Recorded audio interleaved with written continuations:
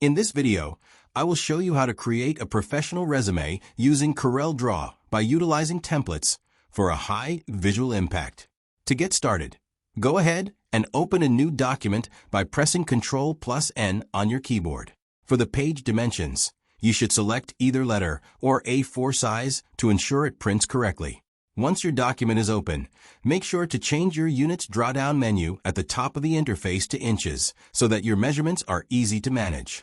Next, we will focus on drawing a modern sidebar to give your layout an instant structural look. Simply click on the rectangle tool or press F6 and draw a tall rectangle that covers approximately the left third of your page. To add some style, left-click on a light gray or navy blue color from the palette on the right side of the screen to fill the shape. You should also right-click the X icon at the top of the color palette to remove the black border outline for a cleaner appearance. Now it is time to add your text by following the golden rule for resume formatting. For your main headings like your name and section titles, click the Text tool or press F8. Click once anywhere on the page and type your text using a bold 14-point font. For your longer paragraphs, such as your work experience and job duties, select the Text tool again, but this time click and drag a box to create a frame before typing.